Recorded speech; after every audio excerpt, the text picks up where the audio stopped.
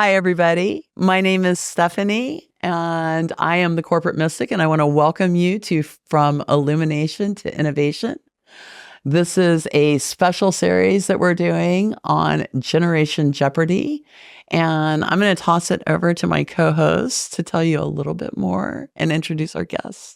Hi, everyone. It's Shaniqua Brown, the founder and president of 𝗥𝗶𝘃𝗀𝗃𝗀𝗀, the go-to partner for government hiring. And as Stephanie mentioned, we are hosting our first Generation Jeopardy. And today with us, we have amazing guests.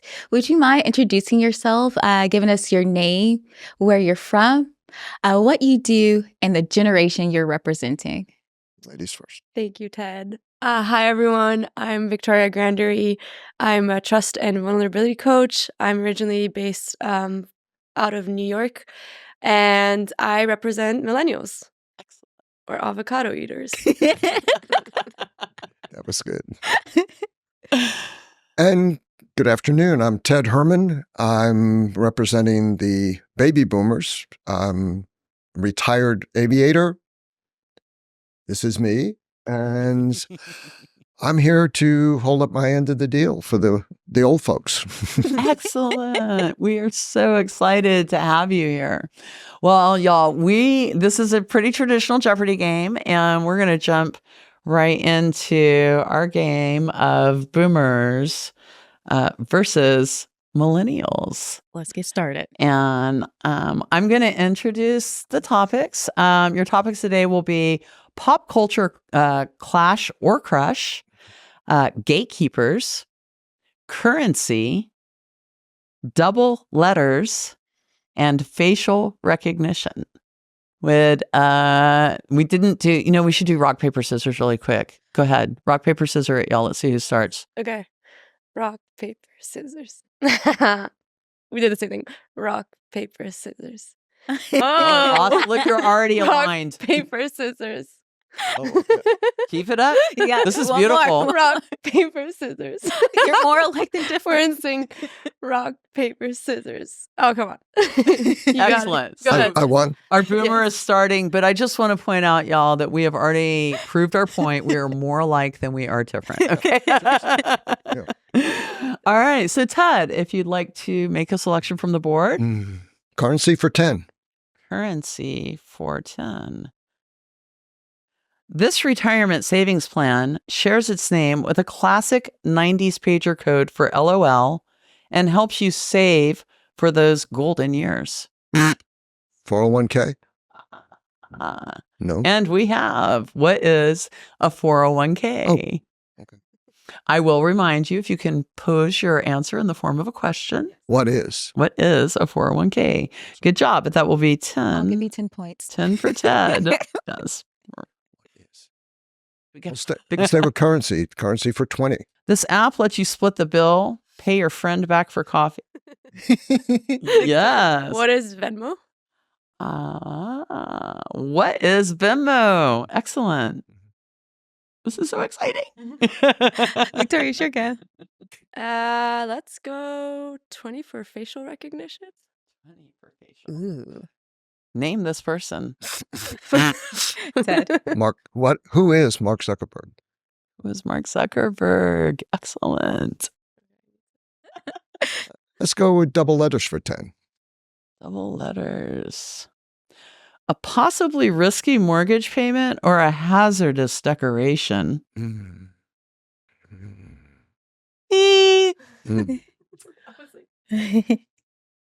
What is a balloon? Oh.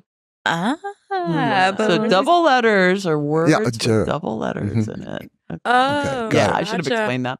And you're welcome to ask. Okay. Because we're learning as we go. Anything not covered in class will be covered on the test, right? Exactly. Yeah. Exactly. On the fly. So I think it goes, it stays with you. Yeah, Nobody yeah, got yeah. it. Stays with Okay. you. Yeah. Well, we'll try double letters for 20. Someone with a literal hive mind. What is a bee? Say it again. A bee? What is a bee?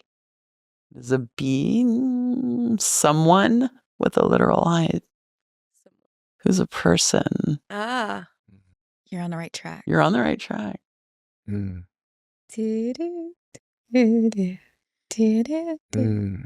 I'm gonna say. Yes. Who is Jeff Bezos? No. Mm-mm.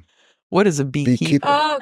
Oh, Ah. come on. Super close. Oh, You were so close. You were so close. Okay. Double O's for 30. Ooh, tripling down. The people who live in your neighborhood, town, or city, for example. Yes.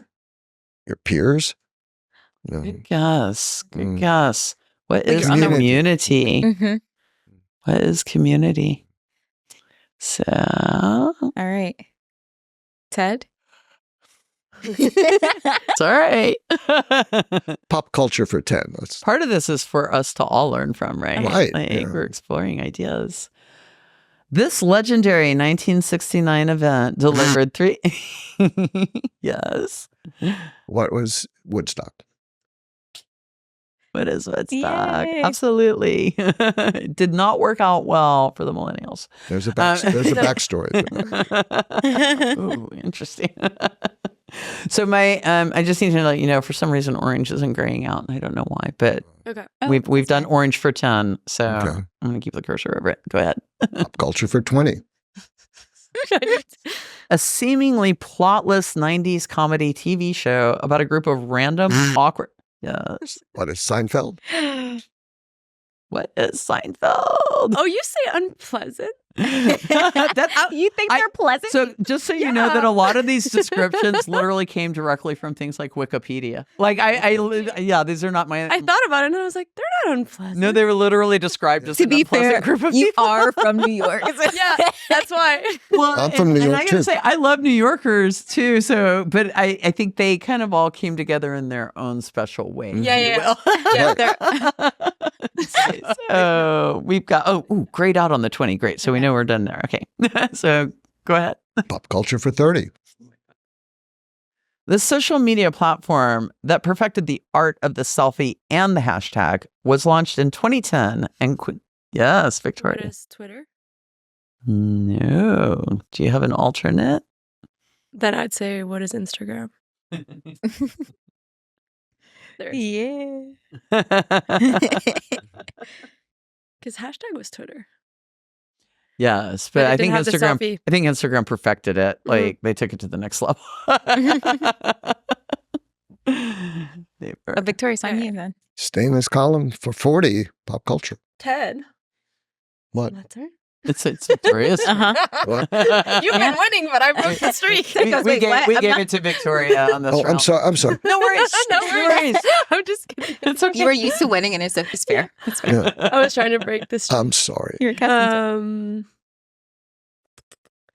Let's do gatekeepers for 20. Keepers for 20.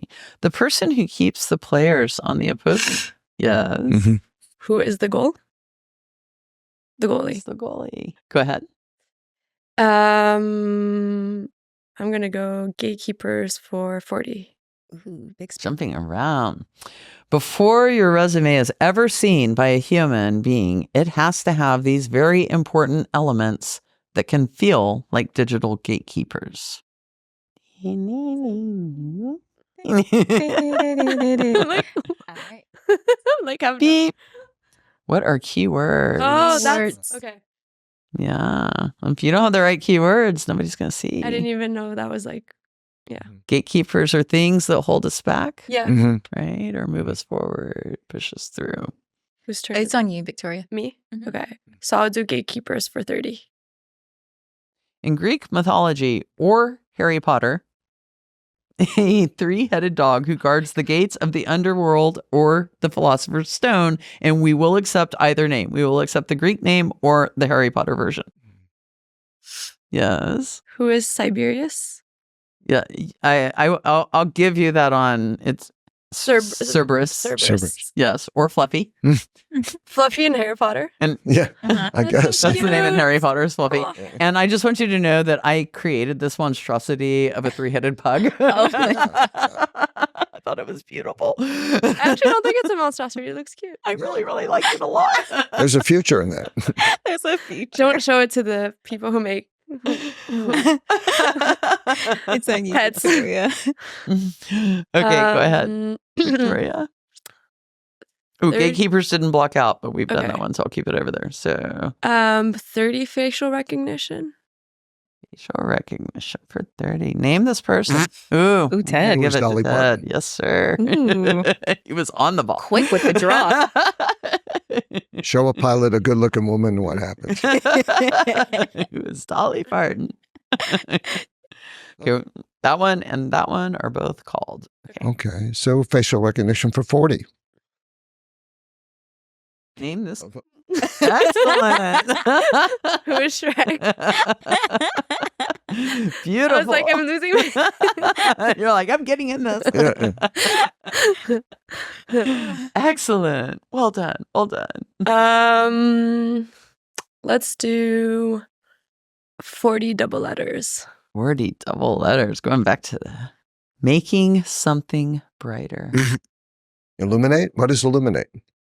I will give you what is illuminate. What is illumination? Illumination, okay. Yes, I will give you what is illuminate. Absolutely. We are so close, guys. This is exciting. This is really exciting. Mhm. Honestly, Let's wrap I'm up double letters for 50. And wrapping double letters Ooh, for 50. Let's just wrap it. A person who is too confrontational at work might come across this way. Yes. What is aggressive? What is aggressive? SSIPE. That was for 50. Every time I'm like, there's For there's 50. double letters in there. Yeah. So remember, this one is taken and this one is taken, but the rest of the board is open. What would you like Cool. to choose? Let's do. Oh, you said the 30 is taken, right? So let's do gatekeepers 50. Keepers 50. A person is often required to see this medical professional in order to be referred to a special. Yes, I saw the clap. Yeah. So Who is your PCP or primary care? care physician or PCP. Nailed it. I'm gonna go with gatekeepers 30. Oh no, 30 we did. So 10. 10. This form of gatekeeping involves censorship and removing classic books or books about underrepresented communities deemed inappropriate from libraries and schools.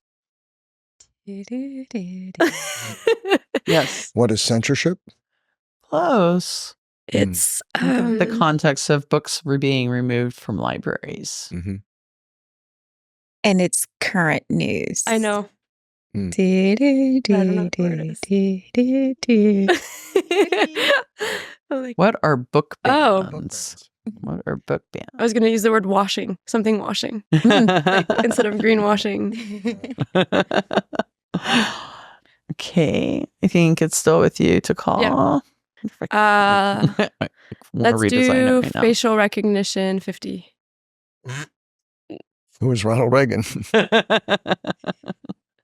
Who is Get it, Ronald Ted. Reagan? All right.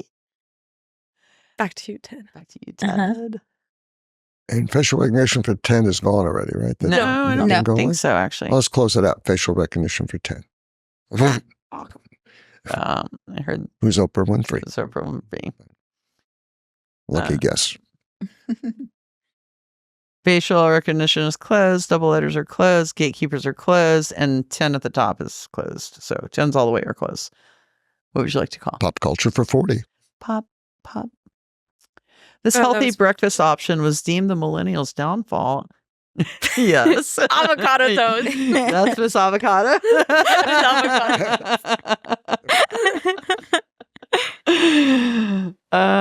Excellent. You would call What is- I'll do the 40 then, the pop culture 40. culture for 40. This collectible plush toy was all the, yeah. What is Beanie Baby? What are Beanie Beanie Babies? Wait, we did 10. Oh, yeah. So pop culture's Yep. gone.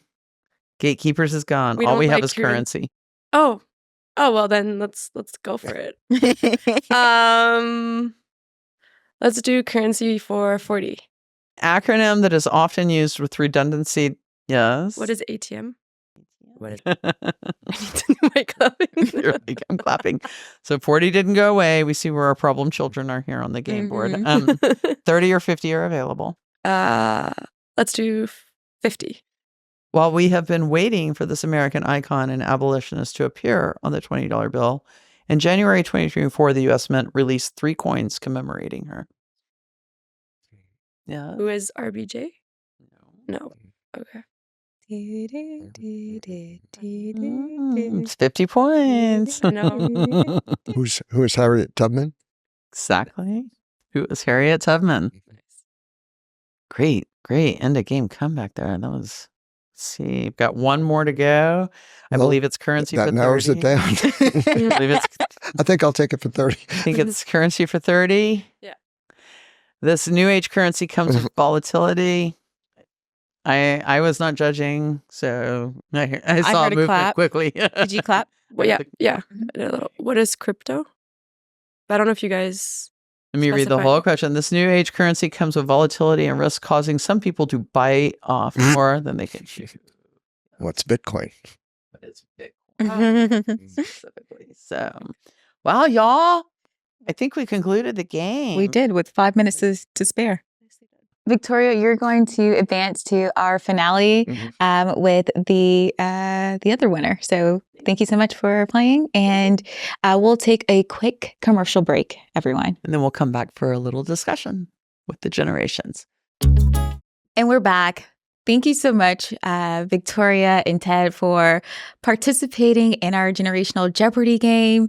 We want to award you, Ted, with the Participation Award. We want to ensure that everyone that signs up and plays our game receives a little token to take home. Thank you, Ted. Did you want to share your experience playing the game? Albeit you didn't win, but do you want to share what it was like for you? Well, for me, it was very interesting to see aspects of things that I might be aware of, but you were more aware of, the current things, and you learn from it. You learn something new every day. I'm 75 years old, and every day I learn something new, because if I don't, I'm in big trouble.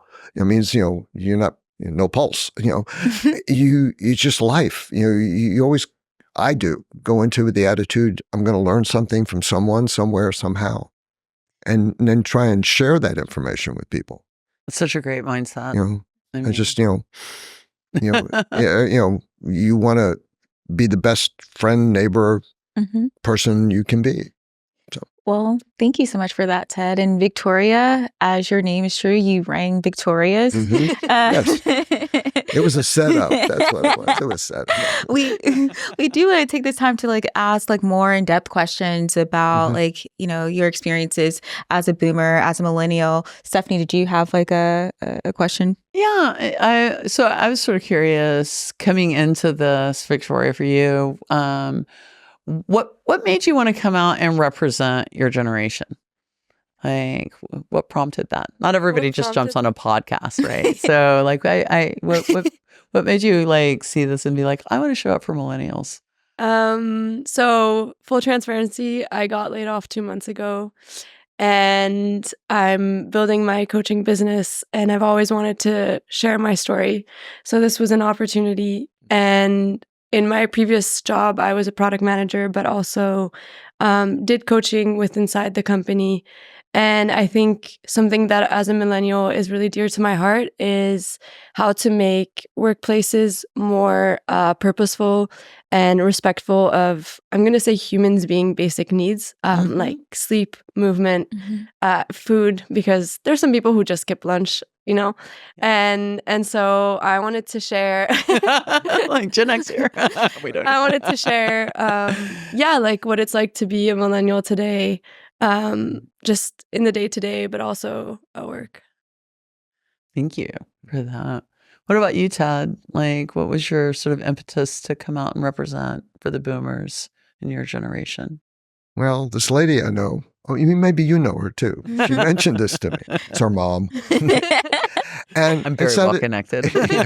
No nepotism here, right? But we're not related. No. That's what I'm saying. That's why your mom's not here, right? Well, we auditioned mom and you, and, and we made an equal selection, so it was judicious. Yeah. But in all seriousness, I want people to know that, not everybody is doddering around, with a walker or sitting on the porch and just going like this. I'm on the move constantly. I'm going. People say, well, you're how old? And I said, well, I'll be 76 on my birthday. And they said, no, you don't look your age. And I said, I don't act my age either, because up here you're still 29. And it's a mindset, and you want to learn and you want to share. And I don't know, it's just, in my job, my field, I was one of the senior pilots at the end, obviously, but you had younger people and you passed along that knowledge to them. You wanted to pay it forward. Things you spent 40 some odd years learning, they didn't have that advantage, but things they don't cover in a classroom. That's when you're on a job, you learn more from the people you work with and share it no matter what the age they are. And it's just, I think, it's just me. That's what I do. And when you're open and I like loud music. I got Sirius XM in the car, and it's all 60s, 70s, stuff. It's this kind of thing where, it keeps you young. It keeps your mind going. And I like this. So far, so good. Well, I think you're representing well right out of the gate. Closing in on 100 now. So, wow. That's beautiful. And I want to ask, in similar fashion, both of you this question. What generational wisdom would you pass down to younger generations, and what could the younger generations teach you or teach your generation? We'll start with you, Ted. Start with me, okay. I think it's, you can't experience everything in life by yourself. You're going to either not be exposed to it, or you make a serious mistake and you're not around to do it. You need to learn things from other people and teach that to them. So, because, you benefit from it financially. Things like, I encourage anybody, put away money for retirement.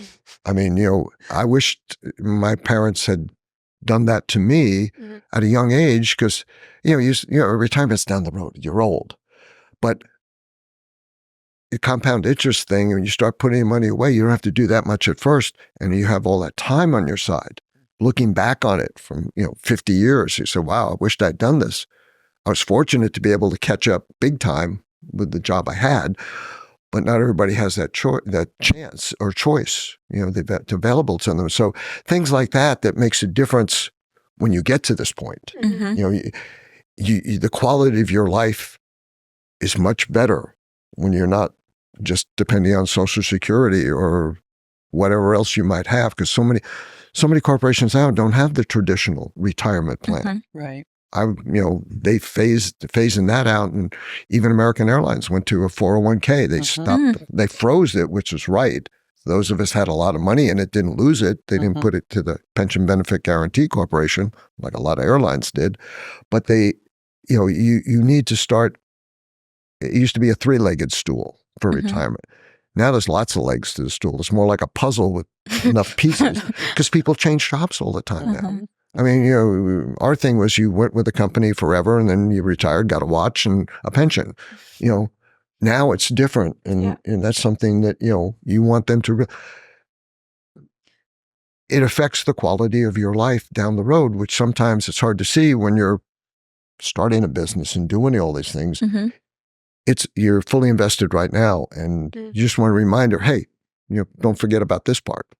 So what would you learn from younger generations? Technology. Seriously, it's my kids say, oh, let me do it for you. And at first I was doing that because they would, the grandkids even, or all this. But I've learned to do it, I'll ask them, because I've learned enough from them to be able to explore on my own and kind of go that way before I raise my hand and say, help, because they give you that incentive to learn. And that's the thing. It keeps you young. It does keep you young to keep up with trends. And I said, well, what's this? Like I said, I'm deer in the headlights with social media because I don't do it, personal choice. But, that's a doubt, that's a lot, most people do it. and, all the other things that are involved in it. So, I didn't need it for a business, or to promote a product. I mean, people showed up with tickets anyhow at the airline, but it's stuff that you see what's changed in the landscape. So you're current. You didn't just stop in 1999 or whatever. Absolutely. It's going on. And I've been retired almost 11 years, but something new every day, Absolutely. Yeah. Well, Victoria, what generational wisdom would you pass down to younger generations, and what could the younger generations teach you or our generation? If I start with passing down, I'd say probably, since millennials were the generation where we didn't really start with tech, but now there is tech and there's more and more tech. I think we're always kind of in this, we knew the world without technology and we've known it also with. So I think we're still the generation that has the ability to, I would say, like, cut off from technology or understand the shortcomings of it and not always be very highly dependent on it. What I'd say to younger generations is to, like, understand, like, how much is accessible through today, our phones, our computers, and also maybe go back to what older generations were doing of being more present, being more like outside in nature, because when you were bored, you could sit in the grass and look at the sky. You weren't like automatically scrolling through your phone. And I think that's something where we, like the younger generations, we want now things faster, like better, almost perfect right from the get-go. And so there's a certain sense of like dissatisfaction very quickly, that, is fed also through social media, because you get that dopamine hit every time you get a funny reel or a cool picture. And from the older generations, I think you were talking about, like, also teaching or like learning. I think as much as older generations can learn about technology, I think it's something that I, even like in my family, wish I could do more of, is learn more from the boomers in my family. And that the boomers don't think that because the world has changed so fast or evolved so fast, and that there's, so many new things that they didn't have, that they're kind of, I would say, like, outdated or has been. Because I think there's a life, like, as you said, you have a life worth of knowledge that can be shared, and also to the right people. Like, you need to have someone who's willing to listen. But you'll like, I've learned something from just the 5 minutes we were talking about your career in aviation. And I think that's where the cycle needs to kind of loop back. It's not because you're a certain age that you have nothing left to give to society or the community or whatever system you work in. And just so it sounds like you would want to, like, share with the younger generations, like, how, like, life before social media, you would want to learn from the older generations, of, like, from their wisdoms. What would you want to learn from the younger generation? I think it's something I'm adopting. It's more, I would say, you mentioned it, you kind of tapped onto it, Ted. Before, like, people had, like, careers that were, 20 years in the same company. And I think my generation was more like, okay, jump every 3-4 years, because, you can get a better salary. And like, that's when you've kind of done your thing in a company and you want to go seek a new adventure. I think from the newer generations, because there's such a push for, I think, like, purpose and alignment, there's a lot, I see a lot more people not following, I'm going to say, traditional routes of, like, going to college, getting certain degrees, doing the career. And I think there's, like, beauty in that sort of freedom and just seeing what the world will give you if you follow your, I'm going to say, your intuition or your passion. Yeah, or your passion. That can sometimes scare, I'm going to say, generations that are more into stability and comfort of, a 9-to-5 job with a paycheck every 2 weeks. That was really insightful. And I think that's real true about them consistently. What we hear from Gen Z and beyond. I'm curious, and we're going to be probably coming to a wrap pretty quick, but I have a curiosity question around, I ask this a lot. I want a myth or a misconception that you want to dispel about your generation right now. And then if you can follow that up with a hope that you have for your generation? Hmm. Who wants to take that one? I'm thinking, other than the stereotypical old person, like I was just trying to say, you say old and people just think, like again, somebody who's frail or, yes, people do have health challenges, but not everybody does. And what we need is, for this to really go well, is to be open to communicating and not just, one of those that, what are they going to tell me? Or an older person, my generation, would say, what those young whippersnappers are going to teach me. Well, you'd be surprised. If you're open to it, it's there. And the dialogue goes both ways. It's a dialogue, not a, I want you will. That was, children should be seen and not heard, the quiet generation, that's, our generation started to challenge that more and be open, the children of the 50s and the 60s, So is that a myth that you would dispel, that y'all aren't an open, right. that you aren't open to, you are open to communication? Like this. So what's a hope that you have for your generation? That a lot of them would, would hopefully have better health, be open to, I won't even get into the FDA and all that stuff in the country. No, we won't have time for that. No. But explore it. It's so important to have the good health. To really put yourself out there, stay in shape, do things. No, you don't have to go to the gym every day, but just walk and go out, like you said, be in nature and greet people on the street and say hi, how you doing, and start a dialogue with your neighbors or rank strangers that you meet every day. Some of the best stuff is people you just meet one time, but you kind of build a bridge, if you will. Oh, it sounds like you really want the boomers to stay connected, to stay engaged. Yeah, they do. Yeah, good way to put. Thank you. You're welcome. Why didn't you say that earlier? I would have said it. Beautiful. I love the way you said it too. What about you, Victoria? What's a myth or a misconception you'd like to dispel, and then what's a hope that you have for millennials? So going back to the I'm going to bring up the avocado toast debacle. Debacle. I love that. I think it was called Avocado Gate. I saw. I think before there was, we were talking about retirement and like wealth, and Avocado Gate kind of started because it was about people being able to afford a house.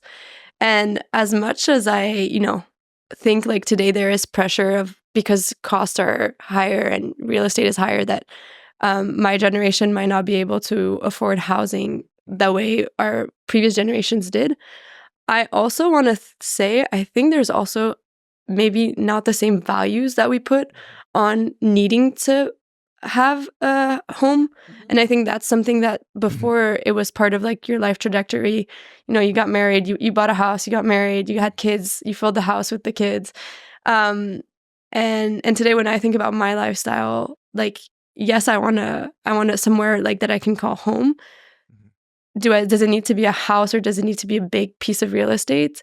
I don't see that as much, because I think my generation wants more flexibility and traveling. And so because we want to be able to move around, if you have also, real estate to hold on to, sometimes it's also like a tie that can be heavy to manage from wherever you decide to go live or travel to or move around. Yeah, it's an anchor. Seriously. I agree with that, Victoria, where it's like we're kind of redefining what is like the nuclear family. Like, could it be like the community I'm part of? Do I personally have to have kids, or can I be an aunt to the children around me in my neighborhood, or can I live in an apartment? I completely understand where you're coming from with that. And what is a hope that you have? The hope for my generation, I think we've gone through a lot of like, I'm going to say like expansions and contractions in the market, but like, there was like 2008. In the last 2 or 3 years, it's kind of not been good either. There was like the whole tech boom, and now tech companies are laying off. And I think my hope is that we kind of are able to let go of this kind of constricting feeling of like, there's not enough money, there's not enough jobs, and that people still, like, there's still the world out there, there's still people out there, and I have chills just saying this. and that we Very have like profound. the ability to just like create more space and more of whatever it is that we want. Yeah, I think, and not live in this fear of there will be not enough and something is going to dry out at some point. Both of you, those were such profound answers. And I've learned so much in the time that we spent together, and I've had a lot of fun, and I really appreciate that my game worked. Like, do you have any closing thoughts that you want to share before we wrap up? Is there anything else you want to add to the conversation? Shaniqua? Well, I just wanted to thank you both for coming out, sharing your different like perspectives on life. It's wonderful to hear like the wisdom that you both have shared. And it sounds like that both boomer generation and millennial generations are really seeking community. Ted speaking out, sharing that, wanting to be part of other generations' lives and learning from them and sharing wisdom. And it sounds like you also want that from the boomer folks in your family. It's reassuring to see you two sit next to each other, laughing as we were in our commercial break. So I think my takeaway is what we see in the media may not be true, the divisiveness. So thank you both for joining us today. Yeah, that's so true, because it all depends on what their objective is. Instead of one last parting shot. Yeah. I traveled so many places around the world, and I learned we all have more in common than we do differences. Doesn't matter your religion, your language, whatever. People basically everywhere want the same thing. And if you get to talk to them and see that, you understand that, okay, so we look different, we talk different, but there's this continuity across there that we all have more in common than we do differences. And you just have to tune out the noise of the media sometimes and what the government wants you to believe. Do it on a personal basis. Unfortunately, a lot of Americans haven't traveled more than 50 miles from home. So that's a limiting factor. Going to Disney World is not seeing the world. Sure. Anyhow. And on that note, I mean, y'all coming out, you're modeling the behavior of what you're hoping for the people around you, and so I applaud that and celebrate that, because I think that's what we all have to do for each other is we have to take the risk and we have to model the behavior that we want to see in the world. So thank you so much for being here today. Well, you're more than welcome. We really appreciate it. And thank you, audience, for joining us. You are going to want to make sure that you stay tuned for the Gen X versus Gen Z episode, which will be coming up. And as a Gen Xer, are you rooting for Gen X or? I have anxiety, but that's kind of a Gen Xer thing. Okay. I don't know. Gen Z might say that they have the anxiety. So I feel like they're in much of the ways that we saw some alignment here. I feel like we're going to see some interesting alignment there as well, and so it'll be fun. Yeah. Well, we'll see you next time. Be sure to subscribe to our YouTube channel, From Illumination to Innovation, and also check us out on Castos or wherever you listen to podcasts. See you soon. Bye, everybody. Thanks for listening to our show. Show us your support by following us on your favorite podcast platform, Apple, Spotify, or wherever you listen. You can also find us on Castos at FromIlluminationToInnovation.castos.com. If you love our show, share it with your friends and coworkers too. Let's all work together to help businesses vibrate higher.